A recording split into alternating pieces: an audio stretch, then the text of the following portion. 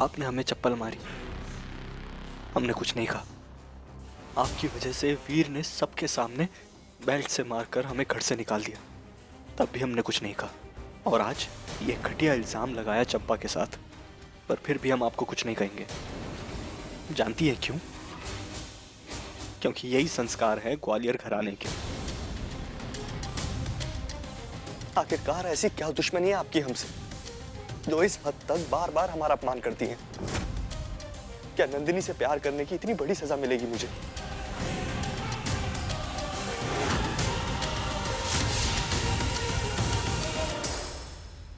आज हमने अपने मम्मी पापा को यहां बुलाया है।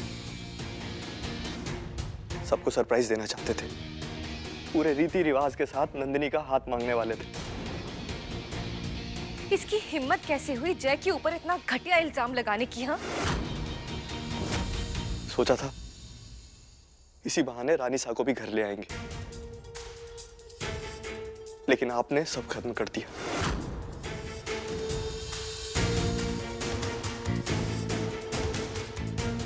हमारा स्टेटस और हमारी पोजीशन हमें हर जगह रुकने की इजाजत नहीं देती।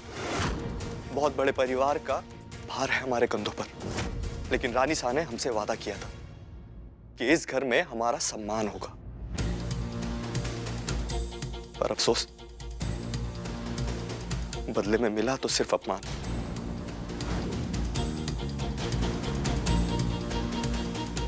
बुलाया रानी सा ने था, जाएंगे भी उनसे बात करके।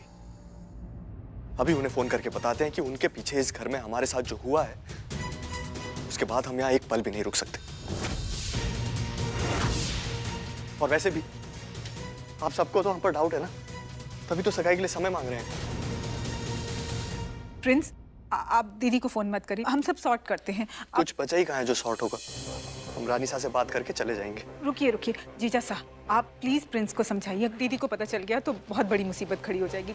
जय, जो हुआ उसे भूल जाइए। हम आपकी और नंदिनी की सगाई का मुहूर्त निकलवाते हैं।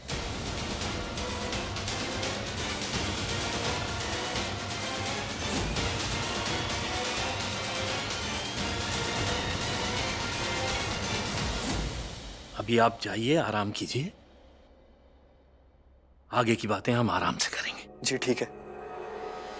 अब आपकी बात को कैसे टाल सकते हैं? वैसे हमारा मन तो नहीं था यहाँ रुकने का।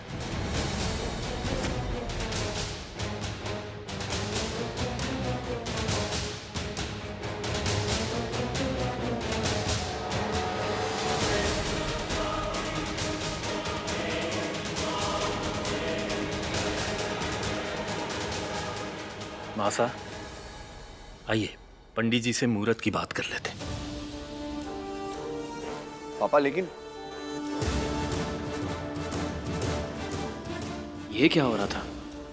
ये जयसिंह किस बेइज्जती के बारे में बोल रहा था? प्रो और भाभी साहब दोनों ही इसके खिलाफ हैं, तो जरूर कोई बड़ी बात है। नंदिनी से पता करता हूँ।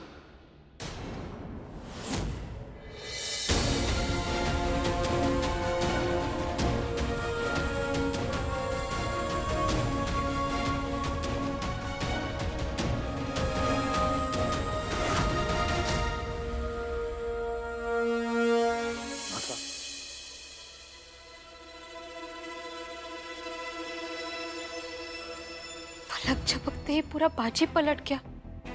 चंपा दीदी सबके सामने झूठ काहे बोली? अब कोई हमारा विश्वास ही नहीं करेगा।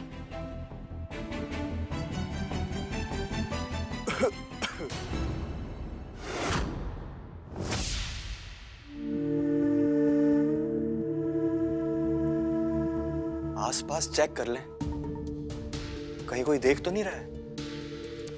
वो क्या है ना, सबके सामने रिस्क नहीं ले सकते। तुम्हारी तरह बेवकूफ थोड़ी ना है हम। बहुत मजा आ रहा है ना? मन में लड्डू फूट रहा है। जी जरूर। इतनी बड़ी बाजी जो पलट दी है तुमने, मतलब हमारा ही काम आसान कर दिया। बुरा करते करते देखिए सबसे बड़ा भला कर दिया हमारा तुमने। बहू रानी, सगाई की जो बात हवा में लटक रही थी वो तुम्हारी वजह से फिक्स हो गई। जी तो कर रहा था कि सबके सामने एकदम चिपट कर गले लग जाए तुम्हारे, पर भाभी सा है, थोड़ा मान तो रखना पड़ेगा। सगाई का केवल बात हुआ है, सगाई हुई नहीं है। तो ये भरम से बाहर निकल जाओ कि तुम जंग जीत चुके हो। तुम देखना, सबके सामने तुम्हारा भांडा फोड़ देंगे। बुड़बक। कुछ नहीं कर पाओगी तुम। अब जो करेंगे हम करेंगे।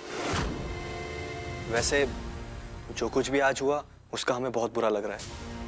आई जस्ट होप हमारी वजह से वीर और आपके बीच कोई परेशानी ना हो। बहुरानी जी,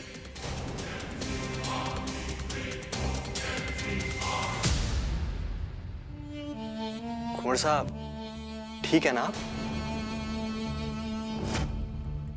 काफी गुस्से में लग रहे हैं। देखिए, जो हुआ सो हुआ, जाने दीजिए। बहुरानी को डांटिएगा मत, प्लीज।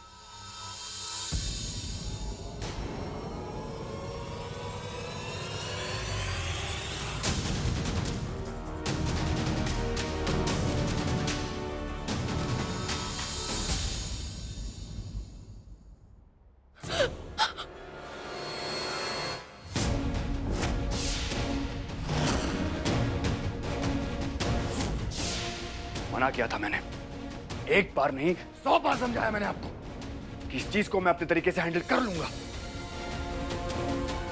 फिर क्यों ले आए आप चंपा को वहां पर? क्यों? आपको अंदाजा भी है कि आपकी बेवकूफी की वजह से कितना कुछ उलझ गया है। पापा तैयार थे, जय सिंह के साथ इस रिश्ते को मना करने वाले थे। सब कुछ सही चल रहा था, लेकिन आप हर बार की तरह बीच में अपनी टांग अड़ाकर किसको क्या साबित करना चाह रही थी। आप जानती हैं कि इस घर में आपको कोई पसंद नहीं करता, तो आपकी बातों पर विश्वास कैसे करेगा कोई? किसके गुड बुक्स में आना चाह रही हैं आप? किसकी नजर में ऊपर आना चाह रही हैं? अरे सब कुछ बर्बाद करके छोड़ दिया आपने, सब कुछ।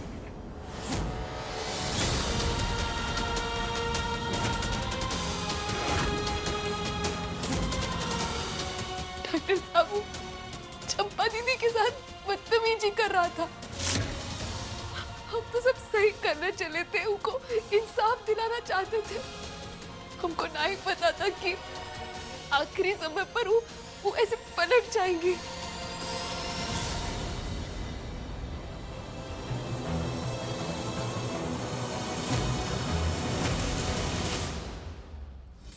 यही तो प्रॉब्लम है आपकी, कुछ नहीं जानती आप। दुनियादारी में जीरो समझ है आपकी, और बनती ऐसी हैं जैसे इस दुनिया की सबसे समझदार इंसान हो। आपकी वजह से मेरी बहन का रिश्ता एक घटिया, नीच और कैरेक्टरलेस इंसान के साथ होने जा रहा है।